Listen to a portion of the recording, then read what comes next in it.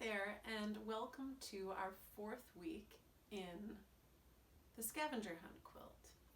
In previous weeks, we traced our body and added a birthday block, and then we traced the items that we touch every day, and then we added our chronological fabrics. A lot has happened in the world during the time that we started this quilt, and you'll notice that I am in my quarantine outfit because why not be cozy when I'm home alone? I also cut my bangs this morning myself, which I was glad I was capable of doing on my own. And I'm excited to share with you our next 2 steps in the Scavenger Hunt Quilt. It's important to keep in mind as we figure out placing things that there are 4 piecing steps left total. After that, we're going to move on to quilting and other things. And this week I'm going to share 2 steps, and next week I'm going to share 2 steps. So as you're adding things, you want to anticipate the amount of space available in your quilt. This first variation that I made was rather spacious. I kept things sort of small. And on this current version that I'm doing, I am having fun making things a little bit larger. So it's going to be a little bit more of a challenge for me on this version of the quilt to figure out how to fit in my next 4 steps. But that is part of the fun, especially for those of you who haven't been able to read ahead in QuiltCon Magazine to know what these next 4 steps are. So, step number 5 is orbit. Choose a fabric that symbolizes you as either a night or morning person. Trace the largest bowl in your home into the fabric and applique so that part of the circle is cut off along the edge of the quilt. So my largest bowl, part of why I thought of it probably, is a very special bowl. This was made by my dad. He was a amazing woodworker, and he turned this on the lathe. So the one piece of wood was spinning round and round, and he used a chisel to carve it out as it spun. He made this in 2012, signed it on the bottom. You've also got a little bit of a wider view of my couch. This is something that I made with him the summer that I moved to Milwaukee in 2015. Since then he's passed away, and it's been a really special thing for me to get to sit on furniture that I made with him and actively eat out of bowls and make things. Whenever I bake bread or make a salad or have popcorn, that happens in this bowl, and it means a lot to me. So anyways, this is my largest bowl, and you can see that I traced it on my first version of the quilt right here. And hopefully from the black color in there, you can tell that I am a night person. There are many ways to share whether you're a night person or a day person with your fabric choice, but I encourage you to make that clear. If you're not sure, if you aren't strongly opinionated about it, then maybe that's something you'd want to make clear as well. But I am a very unapologetic night person. It's such an important part of who I am. So we're lucky that this is a daylight video that we're just making it in. On Thursdays when I'm filming this. So as I was looking for fabrics this time around, I thought that this one really had a beautiful look for the moon because it had those speckles in it, but it could, being yellow, be confused for the sun, and I wouldn't want that. So I'm reluctantly not using this. I do think it has some polyester stuff in it, so maybe it's not that bad that I'm not choosing it. And instead I'm going to go for this beautiful fabric.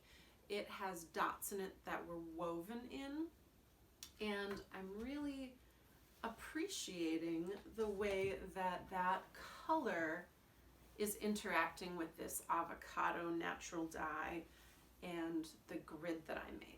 So I'm going to try out a few different placements on this quilt.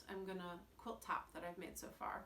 I'm going to look at it a variety of ways, variety of angles, and then once I found a position that I like, I will trace it and put it on the quilt. So here we go.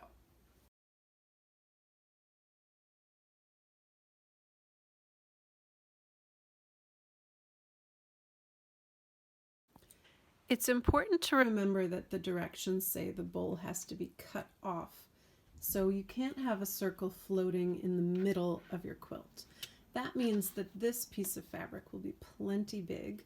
You can have any amount, even if the sliver is that small, depending on how big you want your space to be. So I am going to try to use the maximum size that I can get out of this particular bowl and fabric. I want the fabric to be ultimately the size of the bowl itself.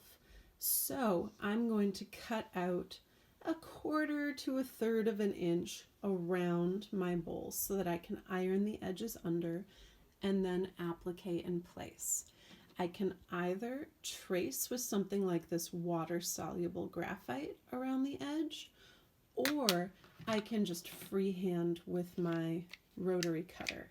So I think it's in my nature to freehand it. And that turned out great.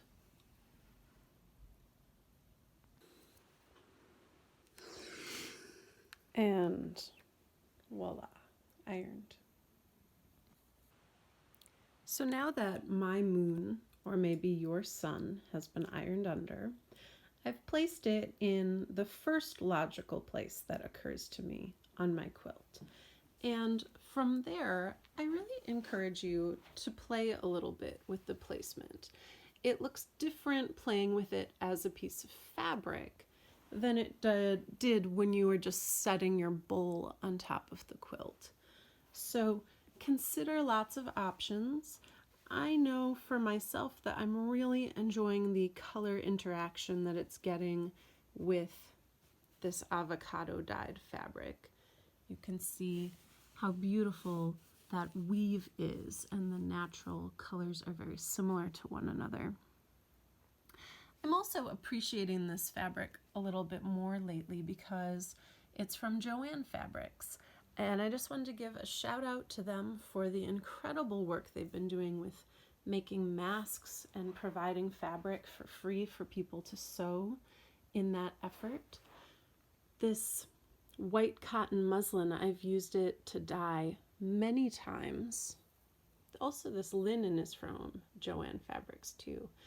This was dyed with a Rit dye from Joann's on that same white cotton muslin.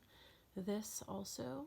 I just recently finished a quilt about my trip to India, and that was done with the 120-inch white cotton muslin that I get there. This is the undyed version of it. And then here it is in the avocado.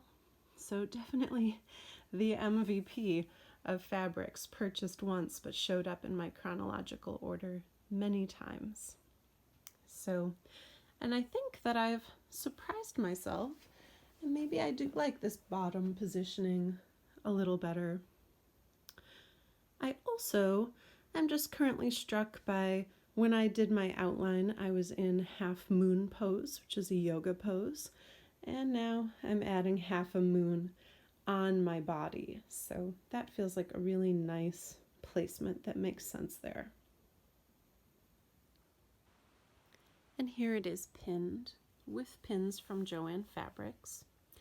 I started to love shopping there when I was a high school art teacher in a public school because they had a huge teacher discount there, and I could buy things more affordably at Joann's than anywhere else, especially with their coupons combined with the teacher discount. It was really awesome. I'm going to applique this with a yellow thread measuring to my shoulder to cut it.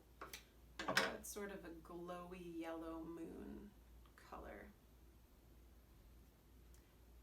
I'll use my quilter's knot like always, wrapping 3 times to the tip, and my rubber gripper and clover protecting grip thimble available at Joann's, but not in the small size, unfortunately, which is the size that fits me. So I so far buy it on the internet, or if I'm lucky and I can find my favorite quilt shop in Madison, Wisconsin, Blue Bar Quilts. They now carry even the small in this thimble because of me. So I appreciate that opportunity to support a local business as well.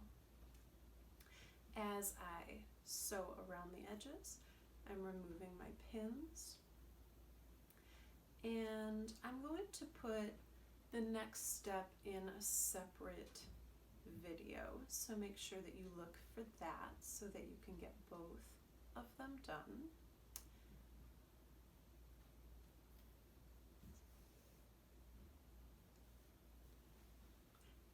And we'll just do this in fast motion so you can understand a little bit about the way I quilt.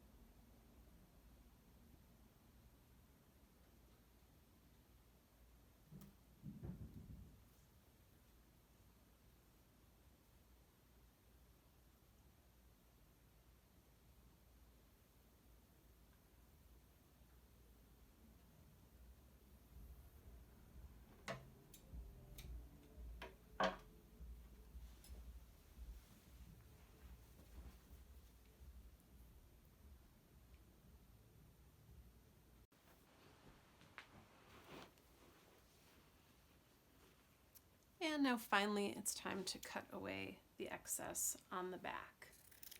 My poor brain has been a little fried lately. I can imagine it's been that way for a lot of you also. This is not half moon pose that I was in. It's crescent moon. So hopefully, even with partial brain power, we will be wildly successful in doing this step, either now or at some time in the future. You can do this whenever you want. There's no right or wrong thing to be focusing on with your time during this moment. But here we have it. This is my orbit block.